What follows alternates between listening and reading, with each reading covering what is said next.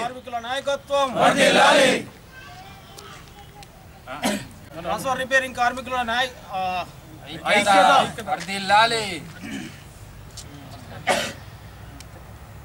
వెంటనే కార్మికుల సమస్యను వెంటనే కార్మికుల సమస్యను వెంటనే కార్మికుల నాయకత్వం కార్మికుల నాయకత్వం కార్మికుల ఐక్యత కార్మికుల ఐక్యత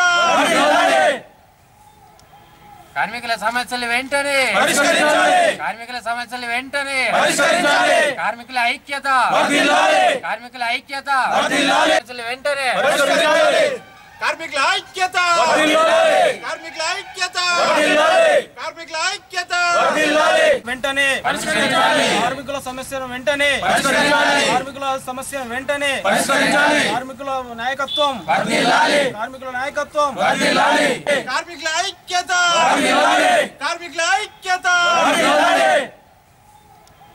కార్మికుల సమస్యలు వెంటనే కార్మికుల సమస్యలు వెంటనే కార్మికుల ఐక్యత కార్మికుల ఐక్యత వెంటనే కార్మికుల ఐక్యత కార్మికుల ఐక్యత కార్మికుల ఐక్యత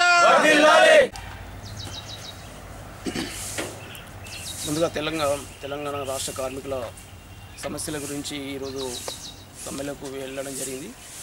అయితే మనకు ట్రాన్స్ఫర్ రిపేరింగ్ వర్కర్స్ 24,000 పోస్టులు అయితే ఏదైతే ప్రభుత్వం ప్రకటించిందో అందులో మేము కూడా ఉన్నామని చెప్పి గత యూనియన్లు చెప్పుకుంటూ వచ్చాయి. టీటఫ్లో కూడా ప్రస్తావిస్తే వాళ్ళు కూడా చెప్పడం జరిగింది. సిఎండి గారు కూడా లెటర్ ఇవ్వడం జరిగింది. మంత్రి గారు కూడా కలవడం జరిగింది. అయినా సుధా మమ్మల్ని పట్టించుకోలేదు. మాకు అందులో అర్హత లేదని చెప్పి ఈపీఎఫ్ ఈఎస్ఐ లేని సాకుతో మమ్మల్ని అందులో విలీనంలో ప్రక్రియలో మనను అర్హులు కారు అని చెప్పి చెప్పడం జరిగింది. దయచేసి మన రాష్ట్ర ప్రభుత్వానికి ఒకటే కోరుతున్నాం. ఇలా గత ప్రభుత్వాలు ఎన్నో తప్పులు చేశాయి. అప్పుడు మేము అప్పటి నుండి కూడా కార్మికులం ఆ విధంగా కష్టపడుతున్నాం. ఎల్లవేళలా ఇప్పుడు ప్రభుత్వానికి అనుకూలంగానే వెళ్తున్నాము. అయితే మనకు గత ప్రభుత్వాల్లో ఈపీఎఫ్ ఈఎస్ఐ అనే సాగు మమ్మల్ని పక్కకు పెట్టడం జరిగింది. అదే కొనసాగింపుగా జరిగింది. అది మా తప్పు కాదు, కార్మికుల తప్పు కాదండి. ఈపీఎఫ్ ఈఎస్ఐ అని చెప్పి అది కాంట్రాక్టరు అధికారులు చేయాల్సిన పని. అది మాకు అది పెట్టని కారణంగా ఇలా మేము అనర్హుల జాబితాలో ఓడిపోవడం జరిగింది. దానికి కారణం కార్మికులు కాదండి. దయచేసి కార్మికులను గుర్తించాలి. ఈ ట్రాన్స్ఫర్ రిపేరింగ్ కార్మికులు అంటే ఇది ఎక్కడో కాలేజీలో చదువుకుంటే వచ్చిన విద్య కాదండి. ఇది స్వయశక్తితో నేర్చుకుంటే వచ్చిన పని ఇది. ఇలా ఎందుకంటే కార్మికులు చాలా హీనమైన పరిస్థితిలో ఉన్నారండి. కాంట్రాక్టర్లు చాలని వేతనాలు ఇవ్వడం అయితే మళ్ళీ ఇలా ఎంత 20 సంవత్సరాల నుంచి ఏపీఎస్సీ బోర్డు ఉమ్మడి ఏపీఎస్సీ బోర్డు ఉన్న కాంచెలో వర్క్ చేస్తున్నాము. ఈ కార్మికులు ఇలా మధ్యలో వచ్చిన వారికి జరిగింది. సరే, మా కార్మికులు మా సోదరులే కాదని మేము చెప్పడం లేదు. వాళ్ళకి జరిగినందుకు వాళ్ళకి అభినందనలు కూడా. అయితే ఏంటంటే మాకు ఈపీఎఫ్ ఈఎస్ఐ లేని కారణంగా మమ్మల్ని పక్క పెట్టడం ఎంతవరకు న్యాయం? అది మేము డిపార్ట్మెంట్కి సేవ చేస్తలేమా? గత 25 సంవత్సరాల నుంచి కార్మికులు మేము చేస్తూ ఉంటాం. అది రైతులతో మేము కూడా అనుబంధం ఉన్నదండి.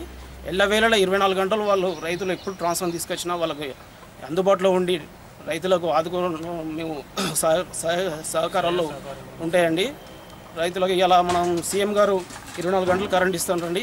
ఒకప్పుడు పిల్లలు చదువుకుందామంటేనే కరెంటు లేని పరిస్థితి నుండి ఈరోజు సీఎం గారు 24 గంటల కరెంటు తీసుకొచ్చే పరిస్థితి తీసుకురావడం జరిగింది. దానికి ఆయన కృషికి మేమెంతో రుణపడి ఉన్నాం. అదేవిధంగా ఇలా 24 గంటల కరెంటును రైతులకు ఇచ్చే దిశగా తీసుకెళ్లారు. దానికి మేము అభినందనలు తెలుపుతున్నాము. వెళ్ళ మేము కూడా మా సహకారాలు కూడా ఉంటాయి. మేము కూడా రాత్రి బావులు కష్టపడి పని చేస్తాం ట్రాన్స్ఫర్ రిపేరింగ్ చేసుకుంటూ. అయితే ఇందులో ట్రాన్స్ఫర్ రిపేరింగ్ చేసే కార్మికులను మమ్మల్ని గుర్తించలేదు. అదే కారణంతో మేము ఇలా సమ్మెలోకి వెళ్ళడం జరిగింది రాష్ట్ర వ్యాప్తంగా. అయితే మాకు యూనియన్లు మాట ఇచ్చాయి.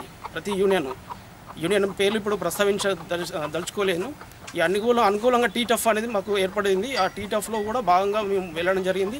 వాళ్ళు కూడా మాకు సానుకూలంగా స్పందించారు.